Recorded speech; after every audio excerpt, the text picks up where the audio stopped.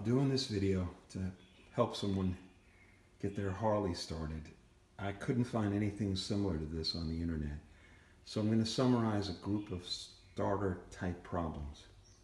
If you press the start button on an older type Harley and you hear just a clicking sound, there's a group of things that you need to check to find what the problem is.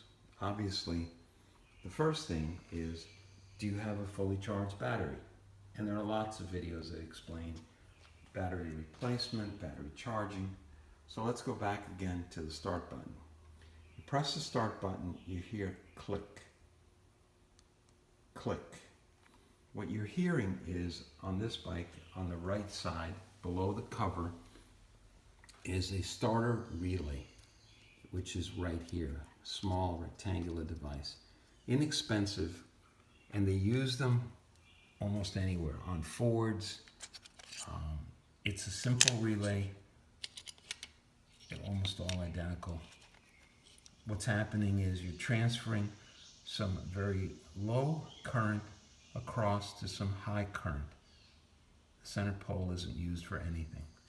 So you're hearing this relay pick through the connector, which is here, the thin wires to the thick wires. In the thick wires on this bike, the red wire here flows through the frame, down, and over here. This is the red wire from the starter relay. If you have 12 volts here, when you press the key, possibility is that you're having a problem with the solenoid here. What happens with the solenoid is,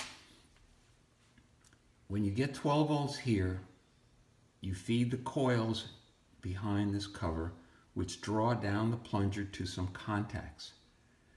The contacts wear out, and here's one that's a worn out contact. And there are lots of videos that also show you how to rebuild a Nippon Deso starter solenoid. You remove this cover, replace the contacts, put it back together, and that may solve your problem. If it doesn't, you go back again, follow this red wire back through the frame to where this connector is. Another problem you have is that Harley put a very thin black wire here as a ground.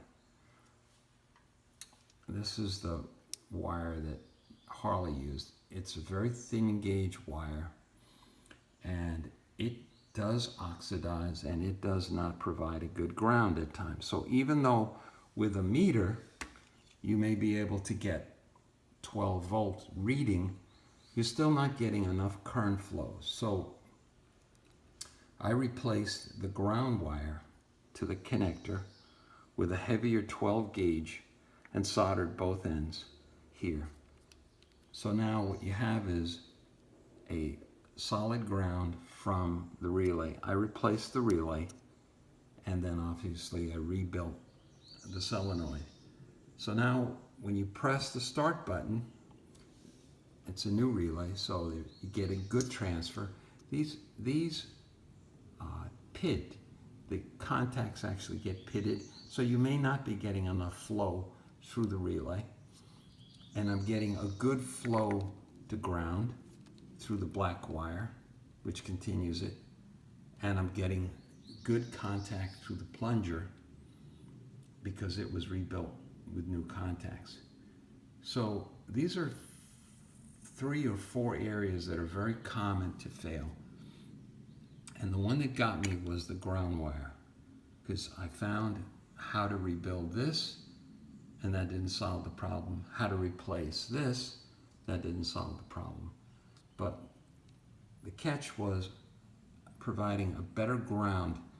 And yet with a meter, I got 12 volts here, I got 12 volts here, I got 12 volts here, but I didn't have enough current flow to engage this plunger to turn the motor over. I hope this helps someone else.